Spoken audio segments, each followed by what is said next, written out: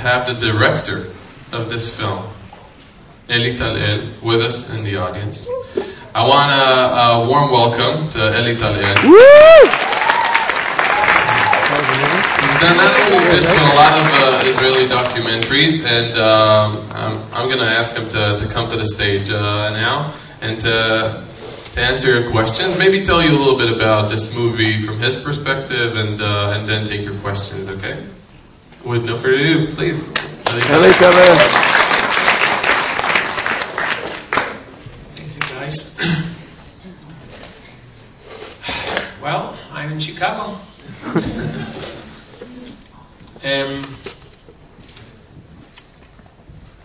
This movie, actually, it's carrying with many subjects. One of the main subjects is identity.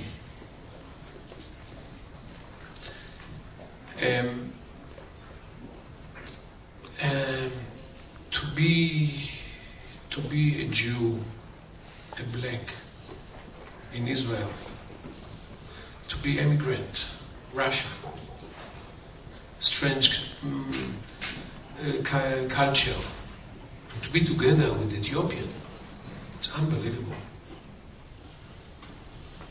By the way, Uri today is a big officer in the army, in the same unit that he wanted.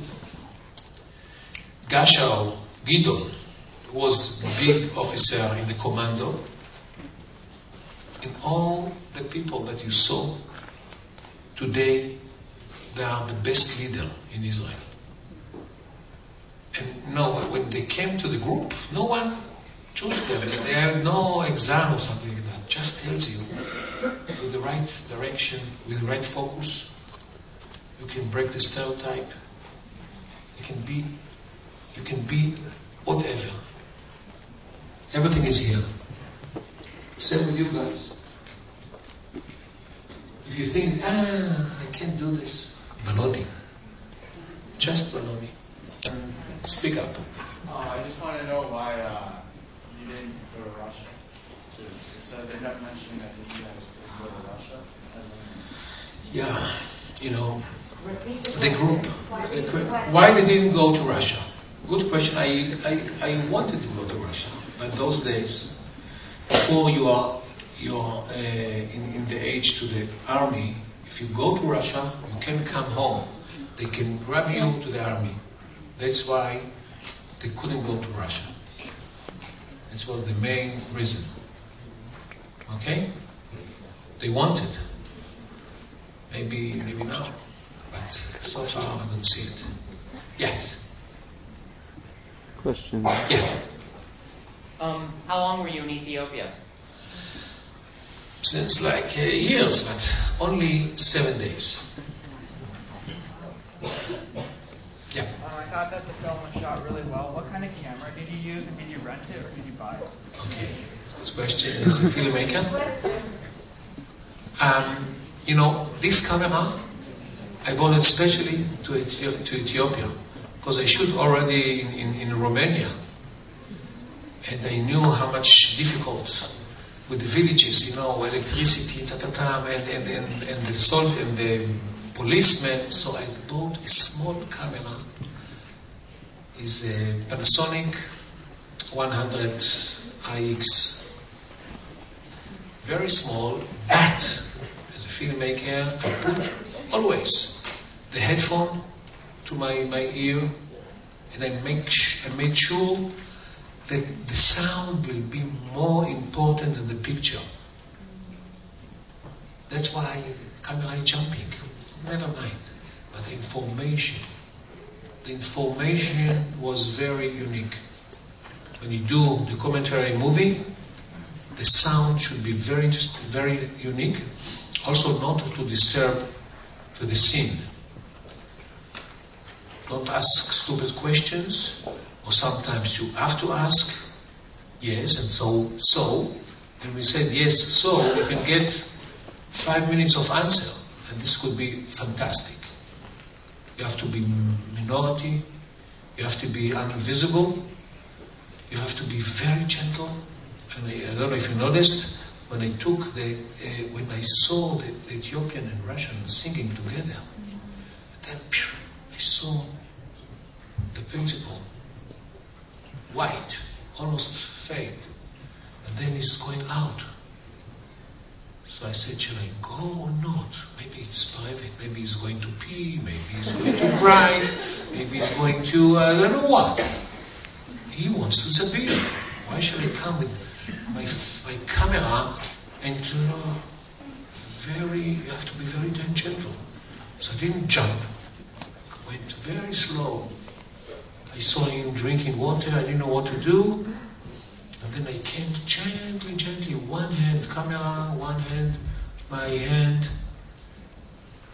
and he didn't do anything. I had to encourage him to say something to the camera. So I asked him, I was risking. Come with us. And he said, no. So I understood that he wants to be by himself, or something happened to him. He's not peeing or something like that. He's very emotional. And then he was so emotional. In the background was a song. I cried too. The minute that I cried, he cried too. I mean, actually he cried before me. But you have to be very careful. And also let him be by himself after asking questions. You understand what happened? Just go away. Let him be by himself. The kids saw how I walked. On the trip, affected the experience for the kids on the trip? Good question. How the camera affect the kids, right? The teacher, the principal is very suspicious. Says to me, Eli, no, I don't want to come. Don't come with us. They are Ethiopian, they are very sensitive kids, and they are very sensitive kids. You can't come with a camera. I said, please. And then I took him to my house one day when they were in Jerusalem. And I told them my story. My story is going to be, one day I'm going to direct my story. This will be the next project that I'm going to do. And they were in shock. And I exposed myself to them. And I told them about what I learned from my life. I was, without mother. I raised after when I was a kid, then I went to the institute, Vitzo Institute, and then to the first, many stories. But when I finished high school, I have learning disability, name it. Went to the army, I never looked back. I was officer in paratrooper, and I told them, listen, forget about the path. Look at me. You can be strong. You can be ambitious, you can be a leader even. So what? So what if you start in the left leg, we call it in Hebrew, I don't know how you say it in English. So what? Don't cry. Think for the future. And you know what? They understand. Also I'm a weak. I can expose myself to them. They can expose themselves to me. Rachel, did you... But these guys came with a lot of energy, and all of them become officers, soldiers in a secret unit, and today most of them are students and the leader, and some of them...